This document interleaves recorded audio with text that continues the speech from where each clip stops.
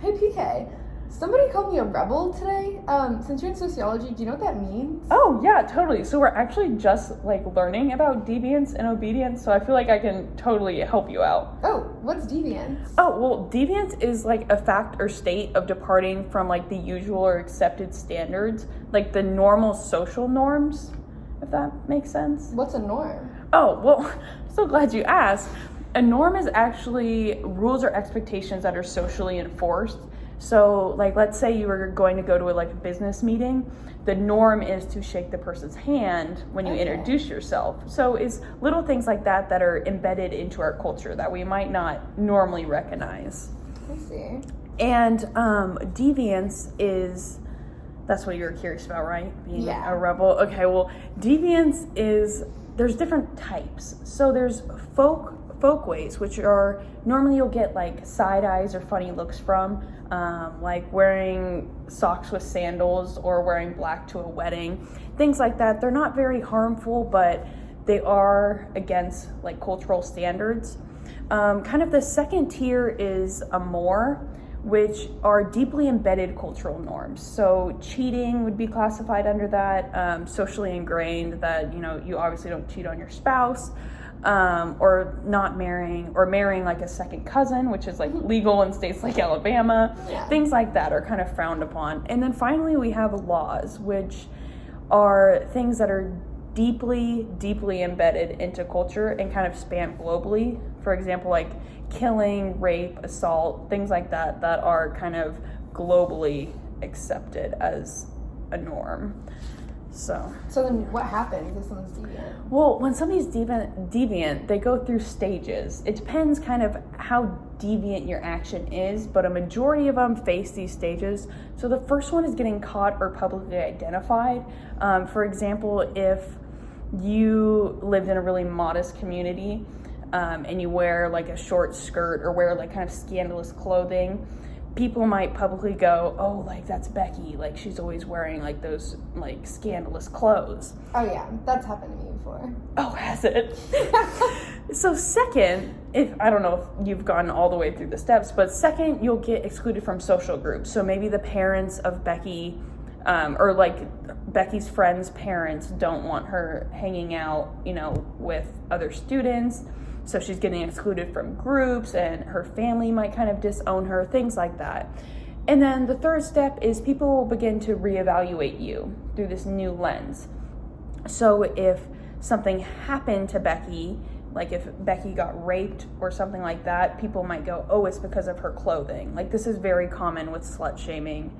And then fourth, you'll get publicly shamed. So like I just said, she might get slut shamed or kind of accused of being somebody that she's not just because of her clothing. And then number 5 is people will begin to treat you differently based on that perception, or you might begin to see yourself differently because of that perception. So Becky might develop low self-esteem or view herself as not the victim. So yeah, that's pretty much like that. And another thing is, a lot of times when people do deviant acts, societal norms are so ingrained in their head that you'll have a voice in your head saying, what would other people think of me when I do this action? I don't know if that's ever happened to you, but sometimes when I'm doing something scandalous, I'll be like, oh, I hope nobody finds out. How would they judge me? So this is called the generalized other. And this is kind of that little voice in your head that still projects those norms, even if you're not within society itself. So yeah. I see. So who decides what's deviant and what's not? Oh, well, there's actually this thing called labeling theory, and that is the actions of others actually define what deviance is. So let's say a whole community just didn't wear socks and shoes. They just went barefoot everywhere. Now that might be socially acceptable for that one community. But if somebody we go in there with our shoes, they're going to be like, who is this outsider? They're so deviant. They're breaking all of our norms. Okay. So it's very different depending on culture to culture. So some cultures have different norms or have different definitions of deviancy depending on their established society. Okay. And an example of this is a person who volunteers to stay at work might be seen as like, oh, they're a hard worker. But let's say they're discovered to be stealing money or assumed to be stealing money, then they're obviously deemed a thief. Like they're trying to stay later to be a thief. So it really just depends. And these group of people that make like these judgments or that kind of stereotype people, they're known, they're called ethnocentric, and they just kind of judge people based off of their own personal values and norms. So does ethnocentrism mostly happen on a small scale? No, actually it's very prevalent in history and politics. Some notable cases are the Holocaust, slavery, and imperialism. All of these have really strong ethnocentralism like ties.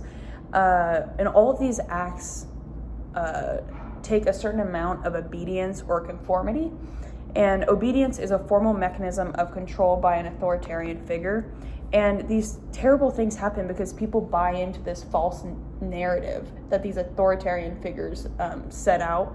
So a notable one is white people bought into the fact that African Americans were less than. And with these mass narratives that a lot of people believe, this becomes the societal norm. It becomes a societal norm to have slaves. So this is also prevalent in the Holocaust. Jews were persecuted and faced genocide because Hitler created this false narrative that bringing this master race would promote like nationalism and like a sense of pride for Germany after World War I. And Jews were basically used as like a folk devil. What's a folk devil? Folk devil is a scapegoat that is blamed for crimes or societal problems. Also, since I know you're pretty interested in this, I would recommend taking Soc next semester, or also I've been reading the 10 questions in Socially Examined Life, which is where I actually got all this information from, and I think you should look into it. For sure, and I definitely think I'll take Soc next year. Did that answer your question about being a rebel? Yeah, thank you, PK. Oh, anytime.